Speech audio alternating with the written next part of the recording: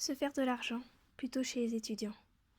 Nous entendons fréquemment parler des difficultés rencontrées par beaucoup d'étudiants, et pour certains par leur famille, pour suivre des études tout en ayant un mode de vie décent.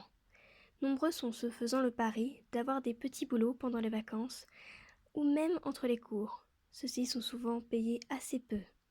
Ces contraintes entraînent beaucoup d'échecs scolaires ou d'abandon, des santé qui se détériorent et une sélection, non pas sur la motivation, l'assiduité ou les capacités intellectuelles, mais aussi et largement sur la capacité financière à répondre à ses besoins.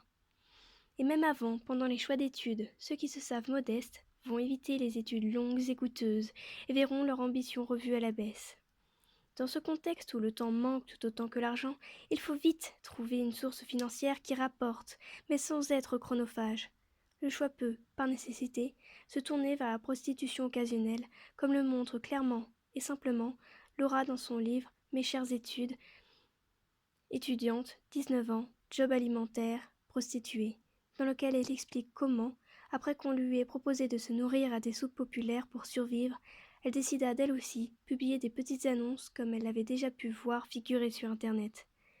Mais les étudiants sont souvent majeurs et ne constituent pas les seuls acteurs de prostitution occasionnelle.